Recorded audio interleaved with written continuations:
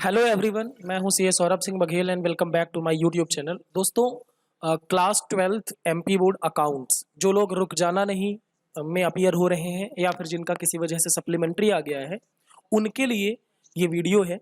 उनके लिए जो मोस्ट इम्पॉर्टेंट क्वेश्चंस हैं वो मैं यहाँ पे आपको बताऊंगा। इसको आप नोट कर लेंगे। लेस देन 50 क्वेश्चंस हैं उसमें, और अगर आप ये क्वेश्चंस पढ़ के जाते हैं तो यकीन मानिए ईजिली आप 80-90 मार्क्स स्कोर कर सकते हैं। इसके अलावा डिस्क्रिप्शन अगर आप चेक करेंगे, इसी वीडियो के डिस्क्रिप्शन बॉक्स में आप चेक करेंगे तो वहाँ पे आपको रिवीजन वीडियोस मिल जाएंगे। रिवीजन वीडियोस मतलब जैसे पार्टनरशिप का पूरा रिवीजन, इसके अलावा आपका कंपनी पार्ट का पूरा रिवीजन और इम्पॉर्टेंट न्यूमेरिकल क्वेश्चंस भी आपको वहाँ पर डिस्क्रिप्शन बॉक्स पे मिल जाएंगे। जो मैंने जून में जो एग्ज़ाम हुआ था उसके लिए बनाए थे, वही क्वेश्चंस इस एग्ज़ाम्स के लिए भी इम्पॉर्टेंट हैं। सारे ऑब्जेक्टिव क्वेश्चंस भी वहां पर अपलोड किए गए हैं, तो आप डिस्क्रिप्शन बॉक्स पे चेक करके सारे ऑब्जेक्टिव क्वेश्चंस कर लीजिएगा। वही क्वेश्चंस इस एग्जाम के लिए भी इंपॉर्टेंट है क्योंकि सिलेबस सेम है, तो क्वेश्चंस वही इंपॉर्टेंट हैं। इस वीडियो में आपको इंपॉर्टेंट क्वेश्चंस मिल जाएंगे। डिस्क्रिप्शन पे आपको न्यूमेरिकल क्वेश्चन इंपॉर्टेंट जिस चैप्टर के हैं, उसके अलावा रिवीजन मिल जाएगा, उसके अलावा ऑब्जेक्टिव क्वेश्चंस मिल जाएंगे, तो आप ये सब देख के पढ़ सकते हैं। बिजनेस स्टडीज का पहले ही अपलोड कर दिया है मैंने इंपॉर्टेंट क्वेश्चंस जो हैं। अब आपके लिए ये अकाउंट्स का वीडियो है, इसके बाद मैं आपको इकोनॉमिक्स का भी अपलोड कर दूंगा। तो इसके बाद अब आप क्वेश्चंस देखिएगा, है ना। इस अकाउंट के इंपॉर्टेंट क्वेश्चन में लेस देन 50 क्वेश्चन है, मतलब 50 से भी कम सवाल हैं। लेकिन अगर आप ये क्वेश्चन कर लेते हैं तो यकीन मानिए you can easily score 90 plus. आप 90 से ज़्यादा स्कोर ला सकते हैं। तो ध्यान से समझिएगा, क्वेश्चन नोट कर लीजिएगा। मैं हिंदी में भी बोलूँगा और इंग्लिश में भी बोलूँगा, आप क्वेश्चन नोट कर लें या टिक कर लें। ज़्यादा अच्छा यही रहेगा कि आप नोट कर लें, तो आप पढ़ते जाएंगे और टिक करते जाइएगा कि किस हिसाब से आपने क्वेश्चन पढ़ लिया है। अभी काफ़ी टाइम है आपके एग्जाम के लिए। अगर आप अकाउंट्स को 10 दिन भी देते हैं तो आप बहुत अच्छा स्कोर कर सकते हैं। अगर आप 5-6 क्वेश्चन दिन में भी पढ़ेंगे तो पूरा हो जाएगा। और आप रिवाइज करें बार बार, ठीक है। तो पहला चैप्टर नॉन फॉर प्रॉफिट और नॉट फॉर प्रॉफिट ऑर्गेनाइजेशन में पहला जो आपको क्वेश्चन पढ़ना है वो difference between receipt and payment account and cash book, यानी कि प्राप्ति एवं भुगतान खाते एवं कैश बुक में क्या डिफरेंस है, पहला डिफरेंस। उसके बाद difference between receipt and payment account and income and expenditure account, ये ज़्यादा इंपॉर्टेंट है, ठीक है ना। इसको आप सबसे अच्छे तरीके से पढ़ेंगे, ठीक है ना। Difference between receipt and payment account and income and expenditure account, Hindi में बोल देता हूँ, प्राप्ति एवं भुगतान खाते एवं आय व्यय खाते के मध्य क्या अंतर है। फिर आप रेसिप्ट एंड पेमेंट अकाउंट के प्रैक्टिकल क्वेश्चंस कर लीजिएगा, ठीक है। उसके बाद इनकम एंड एक्सपेंडिचर अकाउंट के प्रैक्टिकल क्वेश्चंस कर लीजिएगा। इसमें आपको ध्यान देना ये रहेगा सब्सक्रिप्शन के कैलकुलेशन में, सब्सक्रिप्शंस को कैलकुलेट करते समय, फिर कॉस्ट ऑफ मटेरियल कंज्यूम्ड जैसे stationery consumed, sports material consume, ये सारी चीज़ें।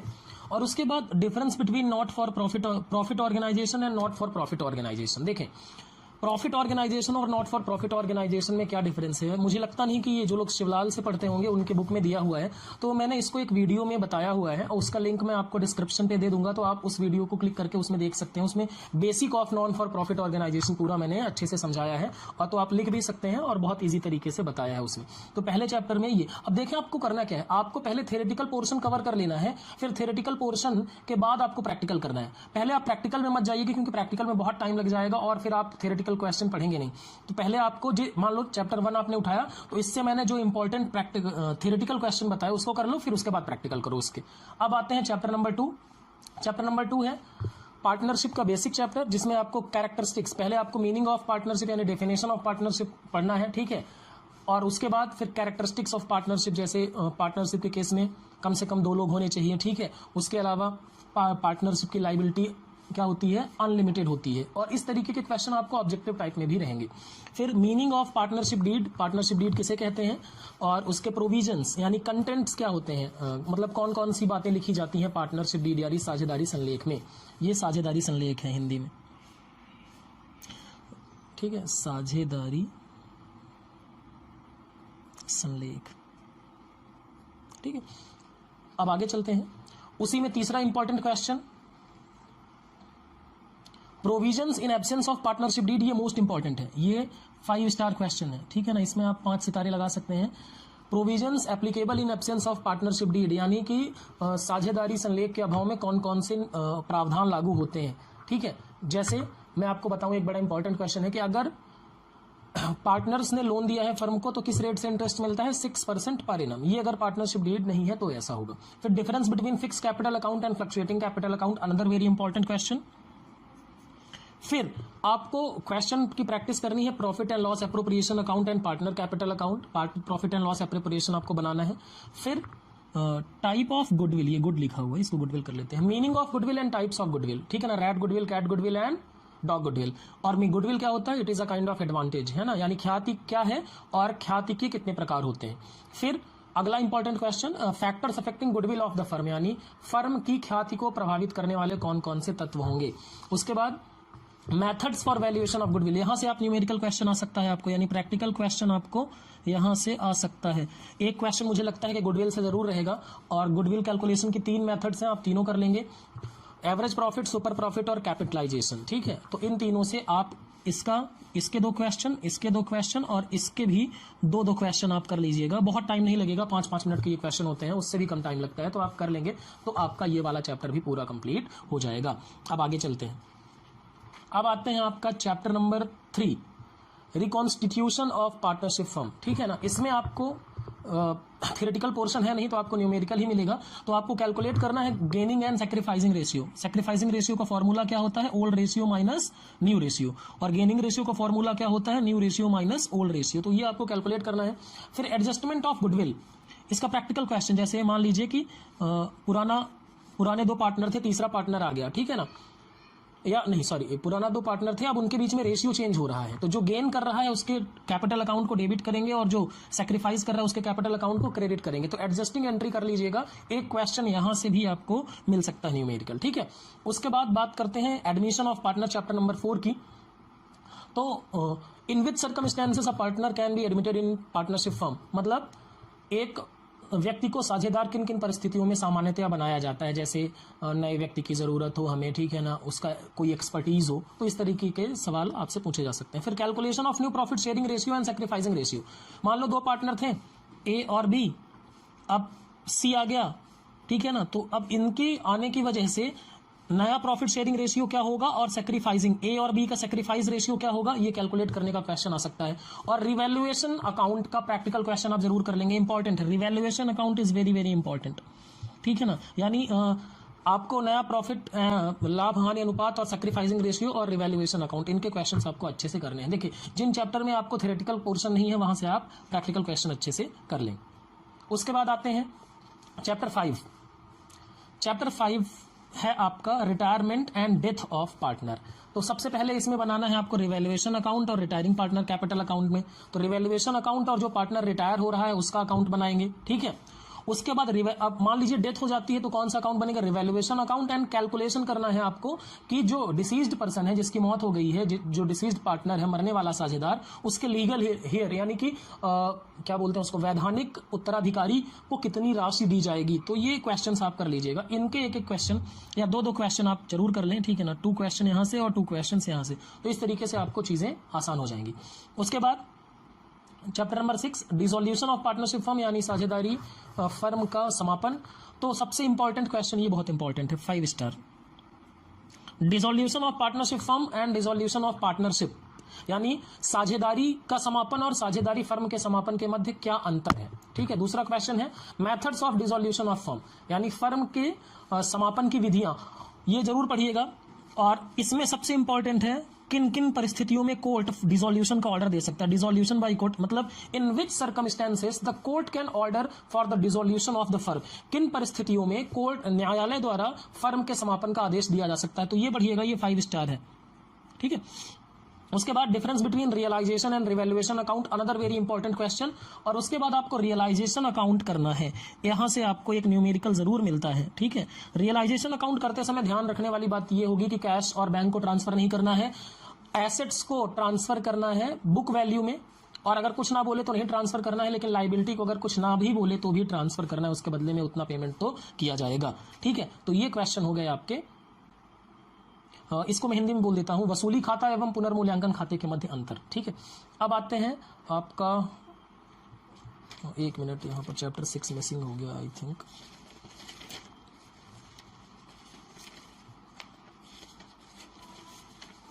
या फिर मैंने गलती से इसमें 6 कर दिया, ठीक है। तो ये आप एडजस्ट कर लीजिएगा, ये share capital, accounting for share capital, I think chapter number 6।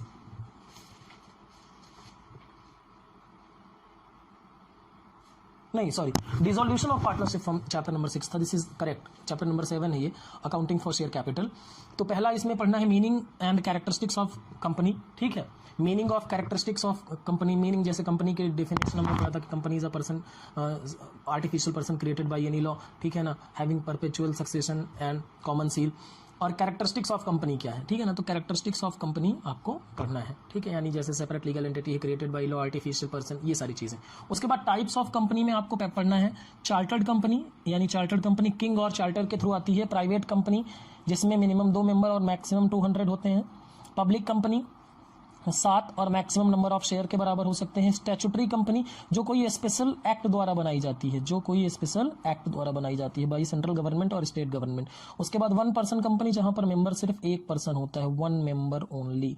और गवर्नमेंट कंपनी जहां पर 51% की शेयर होल्डिंग या तो सेंट्रल गवर्नमेंट या फिर स्टेट, सेंट्रल गवर्नमेंट या फिर स्टेट गवर्नमेंट या फिर सेंट्रल प्लस स्टेट गवर्नमेंट दोनों को मिला के होता है, ठीक है ना। चार्टर्ड कंपनी को क्या बोलेंगे हिंदी में, चार्टर्ड कंपनी ही कहेंगे। निजी कंपनी प्राइवेट कंपनी को, पब्लिक कंपनी को सार्वजनिक कंपनी, स्टैट्यूटरी कंपनी को वैधानिक कंपनी, 1 पर्सन कंपनी को एकल व्यक्ति कंपनी और गवर्नमेंट कंपनी को सरकारी कंपनी। ये टाइप्स आप जरूर पढ़िएगा, यहां से ऑब्जेक्टिव क्वेश्चंस भी कवर हो जाएंगे।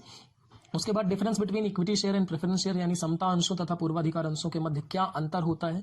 इक्विटी शेयर और preference share, equity share holders honours होते हैं, प्रेफरेंस शेयर होल्डर्स ऑनर्स नहीं होते। इक्विटी शेयर जो होता है उसमें आपको डिविडेंड मिलता है लेकिन फिक्स नहीं होता, प्रेफरेंस शेयर में आपको फिक्स डिविडेंड मिलता है।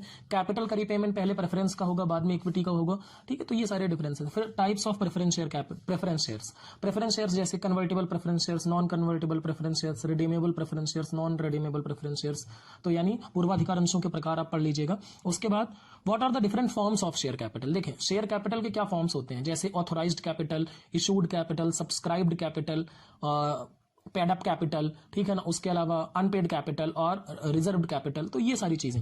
फिर उसके बाद what do you mean by forfeiture of shares, यानी अंशों के क्या बोलते हैं इसको, फोरफीचर को क्या बोलेंगे, जब्त करने से आप क्या समझते हैं, ठीक है ना। और उसकी प्रक्रिया क्या है। तो फोरफीचर क्या है कि अगर कोई शेयर होल्डर जो है कॉल का पेमेंट नहीं कर रहा है तो उसके शेयर फोरफीट किए जा सकते हैं। और उसका प्रोसीजर क्या है कि पहले कंपनी सेक्रेटरी लिस्ट बनाता है, उसके बाद वो बोर्ड ऑफ डायरेक्टर्स को देता है, board of director resolution pass करके एक नोटिस भेजते हैं, उस नोटिस में कहते हैं पेमेंट कर दो, फिर वो नहीं भेजता, फिर दूसरी नोटिस भेजते हैं, फिर उसके बाद वो तब भी नहीं पे करता तो उसको तीसरी नोटिस भेजी जाती है कि जाओ तुम्हारे शेयर हमने फोरफीट कर लिए हैं। तो इस तरीके की बातें की जाती हैं। उसके बाद है difference between reserve capital and capital reserve, ये बड़ा इंपॉर्टेंट क्वेश्चन है, ठीक है ना। अगर आपको ये पास ये इसका आंसर नहीं है तो मुझे आप बताइएगा कमेंट करके, तो मैं इसको क्या करूंगा, आपको वीडियो बना के दे दूंगा। रिजर्व कैपिटल और कैपिटल रिजर्व के बीच में क्या डिफरेंस है, ये बड़ा इंपॉर्टेंट है। उसके बाद प्रैक्टिकल क्वेश्चंस अगर आप करेंगे तो पहले सबसे पहले मतलब आप बेसिक क्वेश्चन करने के बाद शेयर्स इशूड एट प्रीमियम, फिर shares for consideration other than cash, जब अदर कैश के अलावा किसी भी चीज के लिए जब इशू किया जाता है उसकी बात मैं कर रहा हूं, ठीक है।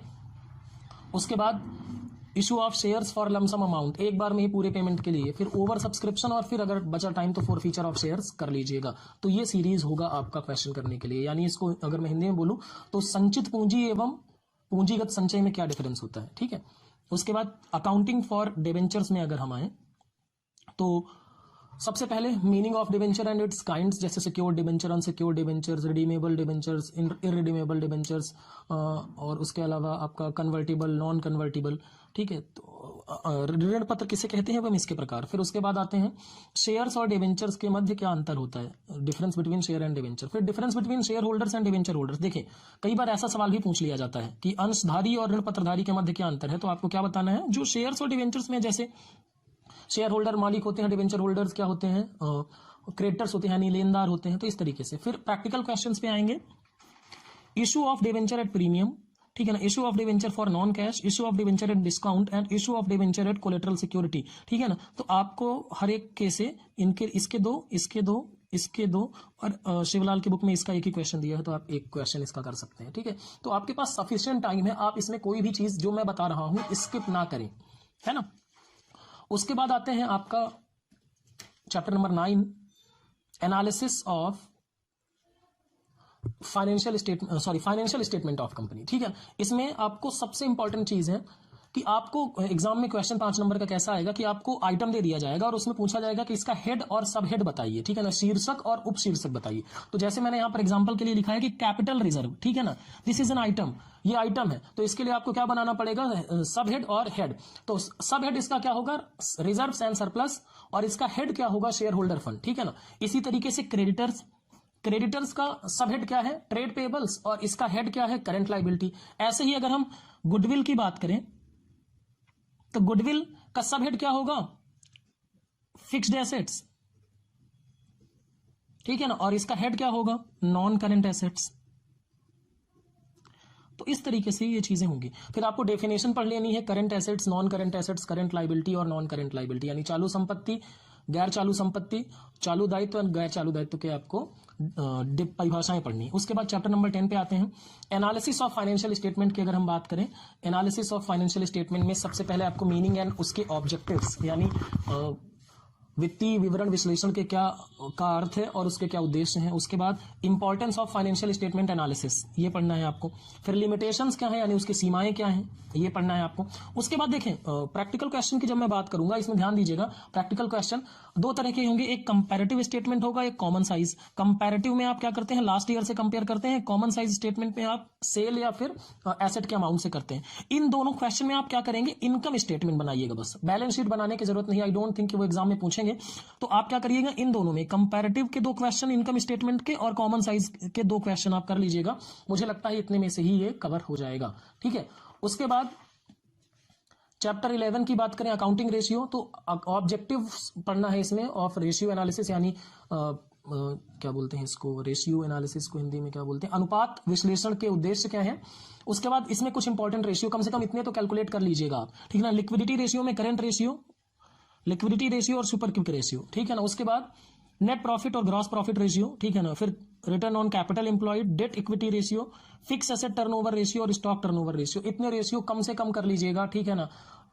इसके अलावा भी एक आध रेशियो आ सकते हैं, जैसे debtor turnover ratio, debtor turnover ratio या क्रेडिटर टर्नओवर रेशियो। तो इतना रेशियो कर लेंगे तो आई थिंक कि इसमें से आपको काफी मदद हो जाएगी। एंड आखिरी चैप्टर जो है आपका कैश फ्लो स्टेटमेंट। अब कैश फ्लो स्टेटमेंट का सबसे पहले इसमें objective of cash flow statement पढ़िएगा, फिर इनडायरेक्ट मेथड, डायरेक्ट मेथड तो है ही नहीं सिलेबस में, तो AS3 की जो इनडायरेक्ट मेथड है उसमें आपको 3 तरह की एक्टिविटीज हैं, cash flow from operating activity, cash flow from investing activity and cash flow from financing activity. देखो एमपी बोर्ड का जहां तक सवाल है तो वो पूरा सवाल नहीं पूछते हैं 5 नंबर के क्वेश्चन में, तो आपको जो सबसे पहले एक्टिविटी पढ़नी है, जो सबसे इंपॉर्टेंट भी है आपके लिए, वो है cash flow from operating activity, ठीक है ना। ये आपको सबसे पहले पढ़ना है, फिर इन्वेस्टिंग और फिर फाइनेंसिंग। तो cash flow of operating activity from operating activity के आप 4 क्वेश्चन करिएगा, इसके 2 और इसके 2 क्वेश्चन आप कर लीजिएगा। तो इस तरीके से आपका सारा सिलेबस हो जाएगा। अब मैं आपको थोड़ी सी कुछ चीजें बताना चाहता हूं, जैसे मान लीजिए कि आपको लिखना कैसे है। अब मान लो कि डिफरेंस आया,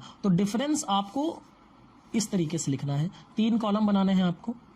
पहले में आपको लिखना है बेसिस ऑफ डिफरेंस, यानी अंतर का आधार, ठीक है।